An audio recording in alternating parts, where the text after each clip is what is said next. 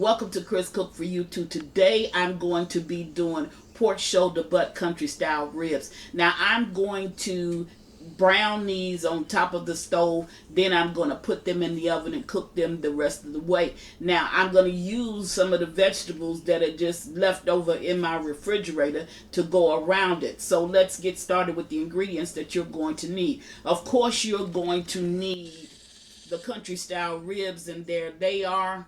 Then in order to put vegetables around it, I just picked what I had in my refrigerator, and that's what's going to go around it. So I had potatoes, onion, squash, yellow squash, and some leftover carrots. So that's going to be added to the roast when it's halfway through the cooking process. Now the seasonings that you're going to need thyme, garlic powder, onion powder, paprika. Should be some salt down here. You can add some pepper if you want. I don't use pepper because my food has to be kid friendly, but whatever seasonings you want to use it. And I'm going to use some chicken broth. The chicken broth is going to actually help to form my gravy. I don't know if I'm going to have a little bit of gravy made from, it's either going to be made from flour or it's going to be made from cornstarch. I haven't gotten that far in my thinking yet, and it doesn't matter which one you use because a little gravy to this is just going to make that meat pull away from that bone even that much more, and it's going to make it real juicy. So I'm going to go away, get all of my vegetables all chopped up, and then I'm going to meet you at the stove where we're going to brown this on top of the stove, cook it in the oven for 30 minutes, maybe 45. Then we're going to add the vegetable and see how this turns out. But I know it's going to be fantastic. Be right back. Okay, I'm back and I'm at my stove, and I have some used cooking oil in here. This is used where I fried chicken, and then it's just the used grease from that. I have my stove on medium. So right now I'm going to saute up my pieces of meat. Now the only thing that I'm doing is just browning them. I want to brown them, take them out, and then I'm going to cook them in the oven. So when I get ready to flip this over, I'm going to bring you back and let you see me flip it over. Now one thing that I am going to do to save me just a little bit of time, I'm going to saute this up and saute up the onions at the same time because the onions are going to cook all the way through with the meat. So it doesn't matter. So I got the meat down in here. When it browns on that side and I get ready to flip it, then I'm going to put my onions in here and I'll show you that part. So I'll be right back to show you that. Now, right over here, I have like a fourth of a cup of water. And to that, I'm going to add a fourth of a cup of my chicken broth. And I'm going to add 2 tablespoons of flour.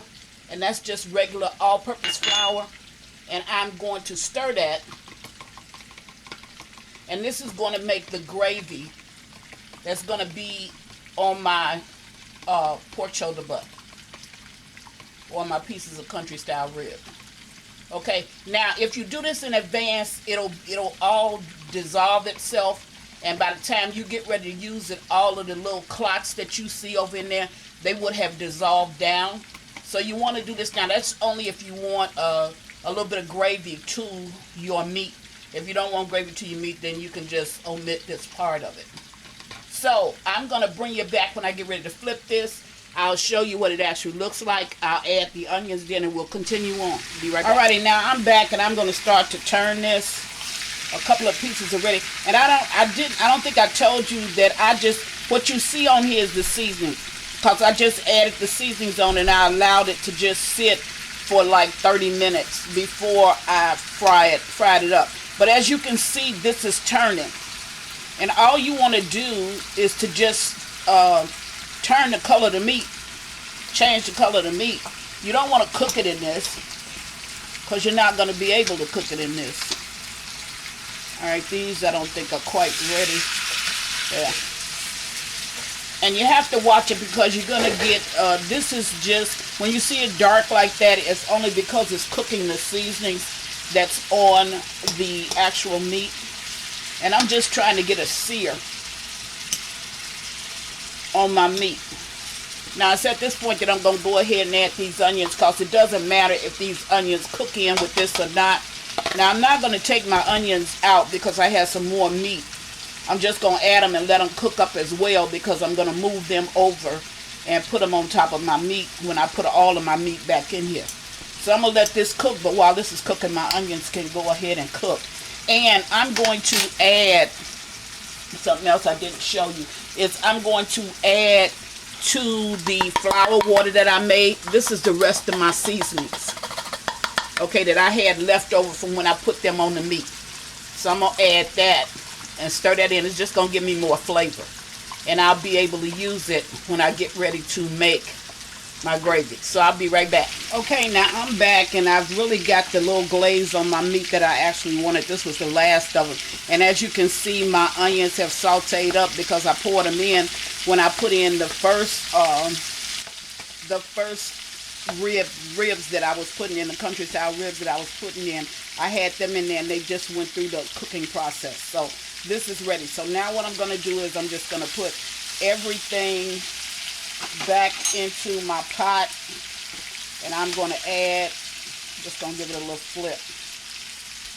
Then I'm going to add some chicken broth. I'm going to cover this and put it in my oven and cook it for 45 minutes before I bring you back at 375 degrees. And then I'm going to add my thickening agent for my actual gravy that I want on this. And then I'm going to let it cook for another like 15-20 minutes. Okay. Now I'm going to move this and put it all over there. Then I'm just going to continue to put my pieces, and it's okay if the pieces go on top.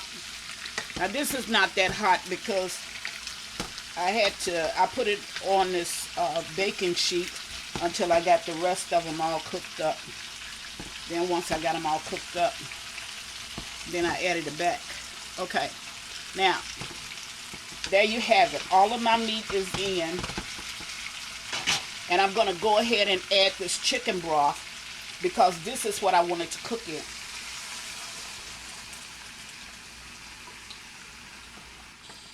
Now I'm going to put this in my oven.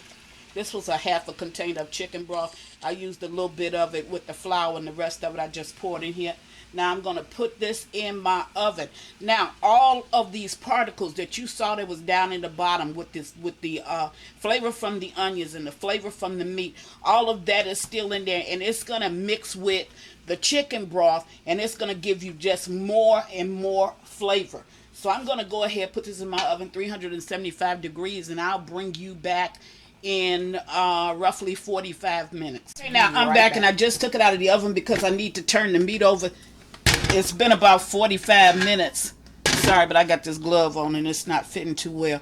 And as you can see, there is some juices down over in it, in my meat, but the juices are not thick enough. So I'm just going to flip my meat over, and this is where I'm going to go ahead and add my vegetables. So once I get this all flipped over, then I'm going to put my vegetables down in here because this is kind of done. Okay, see how I can pull it with a fork, but I'm not, let's see, there you go, see, but it's not being pulled like I wanted, and I want it to have more of a savory look to it. So what I'm going to do is I'm going to flip all of my meat over, and then I'm going to add my potatoes, my squash, and my carrots to this. I've already put my onions over in, so that I don't have to worry about. And I had turned a couple of them before I brought you back on, but I wanted to wait until I got you on here and then do it. Okay, so there's my juices. So now I'm going to add my vegetables in with this. Okay, making a little bit of mess over here. So there you go, my squash, my carrots, my potatoes. Now, if I wanted to oven roast this with a hard crust, I wouldn't cover it. But I am going to cover this because I don't want to oven roast it with a hard crust. I want my potatoes to have a soft crust on them. Okay, you know how when you do it with the open flame, it's a little bit harder when you roast them. I don't want that. I want my potatoes to have more of a softness to them. So I'm going to go ahead, put everything in. And remember the juices. Now I want to get my thickening agent added so that everything will be gravied up, so to speak.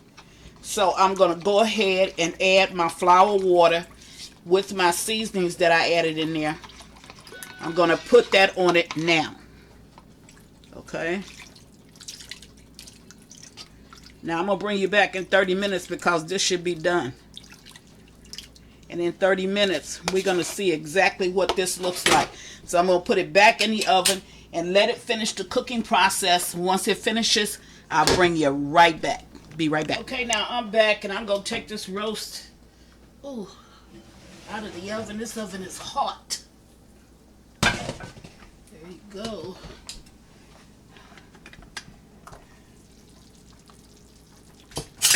Okay. Now, let's see. Did I get what I wanted? Yeah, I did. Look at that. Look at that. See how that gravy's up? Oh, man. And I had a chance to taste this meat. Man, I'm telling you, if there's ever been a meal where you want to look for somebody to slap, this is the one.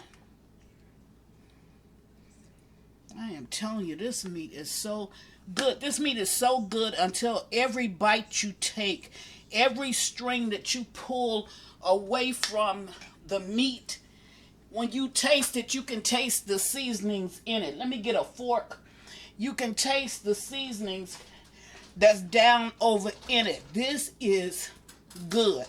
The only thing that I did add that I didn't show is I add some ground celery seed. That was the only thing. And I added that at the very end. I thought about it. But look. Try to get it up. Look at that meat. See there? That's the way you want to eat it. Look. Well, you can fork pull that meat. That meat is saying something. I'm telling you. And that gravy on it is rich and thick. So I'm going to go ahead and dish up a plate of what I cooked today. Of course, I made cornbread. We'll put this meat down on. I got a couple of potatoes here with a couple of carrots and a piece of that squash. Oh my goodness. Then we're going to push that pot back a little bit. And we're going to go into this other pot. That really looks good. We're going to put a little bit of the gravy from the meat on it. These are the beans. Remember the beans? See how they juiced up? Put some of those beans down there. A piece of that ham on there. And some corn. Goodness gracious. Now this is a meal where you will really, really eat yourself to death. I'm telling you. And I could not, let me put just a little bit more of the gravy juices on this roast. Look at that. I'm telling you. That's a good looking plate. Now that's what Chris is having for dinner today. I want to clean it up just a little bit. I'm having the pork shoulder, but it's country style ribs. I'm having some lima beans with the ham that I had left over from Easter, along with some corn and a piece of cornbread. Good looking meal. Think if you try it, you are truly going to enjoy it. Got on my shirt. Cooking with you too. Check it out. It's at chriscookforyou2.net. Go over and check it out because we are a team. So I'd like to see all of you get one of those shirts. As always, thank you for watching Chris Cook for You Too. And please, whatever you do, stay safe. Bye.